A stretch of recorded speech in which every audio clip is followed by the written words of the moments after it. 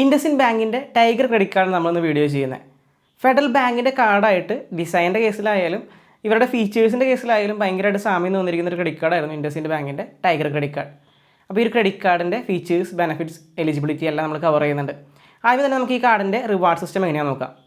ഇതിൻ്റെ reward system വരുന്നത് നമ്മുടെ സ്പെൻഡിങ് ക്രൈറ്റീരിയ അനുസരിച്ചായിരിക്കും.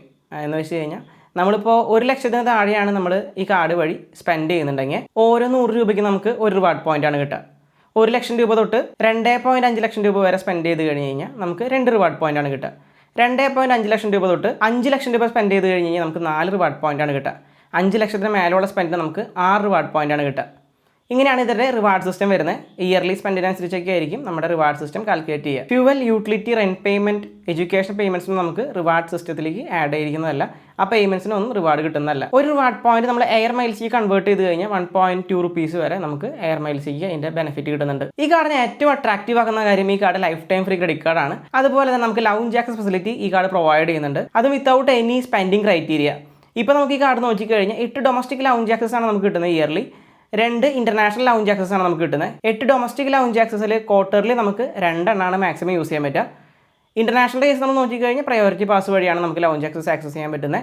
2 ലൗഞ്ച് ആക്സസ് ആണ് നമുക്ക് ഇയർലി യൂസ് ചെയ്യാൻ പറ്റുക. കേരളത്തിലുള്ള ഇൻ്റർനാഷണൽ എയർപോർട്ട്സിലൊക്കെ നമുക്ക് ഈ ക്രെഡിറ്റ് കാർഡിൻ്റെ ലൗഞ്ച് ആക്സസ് ഫെസിലിറ്റി അവൈലബിൾ ആണ്. ചില ടെർമിനലിൽ ഇൻക്ലൂഡഡ് അല്ല. ഈ കാർഡിൻ്റെ അടുത്തൊരു പ്രത്യേകതയാണ് ഇതിൻ്റെ ഫോറക്സ് ഫീസിൻ്റെ കേസ്. 1.5% ആണ് നമുക്ക് ഫോറക്സ് ഫീസ് വരുന്നത്. ഫോറക്സ് ട്രാൻസാക്ഷൻ വരുന്ന ഫീസ് 1.5% പ്ലസ് GST നമ്മൾ ആഡ് ചെയ്യുമ്പോൾ 1.7% എടുത്താണ് വരുന്നത്. ഒരു ലോവസ്റ്റ് ഫോറക്സ് ഫീസൊക്കെയാണ് വരുന്നത്. സാധാരണ നോർമലി 3.5% ആണ് നോർമൽ കാർഡിന് വരുന്ന ഫോറക്സ് ചാർജ്. ഇതുകൊണ്ട് മാത്രം ഈ കാർഡിൻ്റെ ഫീച്ചേഴ്സ് തീരുന്നില്ല. കോംപ്ലിമെൻ്ററി നമുക്ക് മൂവി ഓഫറും കൂടി ഈ ഒരു കാർഡിൽ വരുന്നുണ്ട്. 2 പ്രാവശ്യമാണ് വർഷത്തിൽ നമുക്കിത് യൂസ് ചെയ്യാനായിട്ട് പറ്റുക. 1-to-1 മൂവി ഓഫർ അല്ല ഇത്. അപ് ടു 500 രൂപ വരെയുള്ള ടിക്കറ്റ്, നമ്മളൊരു ടിക്കറ്റ് എടുത്തു, അത് 500 രൂപയ്ക്ക് താഴെയുള്ള ടിക്കറ്റ് ആണെങ്കിൽ നമുക്ക് ഫ്രീ ഓഫ് കോസ്റ്റിൽ ആ പടം കാണാനായിട്ട് സാധിക്കുന്നതാണ്. അങ്ങനെയാണ് ഇതിൻ്റെ ഓഫർ വരുന്നത്. 6 മാസം കൂടുമ്പോഴാണ് നമുക്ക് ഈ ഓഫർ അപ്ലൈ ചെയ്യാനായിട്ട് പറ്റുക.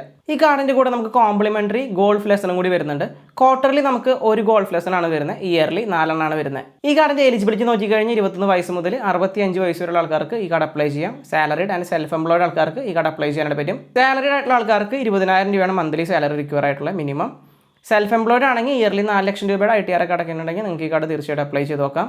അത്യാവശ്യം നല്ലൊരു സിബിൽ സ്കോർ 700 എബോവ് ഉണ്ട്. നിങ്ങളുടെ സിബിൽ റെക്കോർഡിൽ വലിയ നെഗറ്റീവ് ഒന്നും ഇല്ലെങ്കിൽ നിങ്ങൾക്ക് തീർച്ചയായിട്ടും ഈ കാർഡ് അപ്ലൈ ചെയ്ത് നോക്കാം. അതുപോലെ നമുക്ക് ലൗഞ്ച് ആക്സസ് ഫെസിലിറ്റി തരുന്ന life time free credit cards ഇപ്പോൾ കുറഞ്ഞ് വന്നുകൊണ്ടിരിക്കുകയാണ്. പ്രത്യേകിച്ച് സ്പെൻഡിങ് ക്രൈറ്റീരിയ ഇപ്പോൾ അവർ ആഡ് ചെയ്തിട്ടില്ല.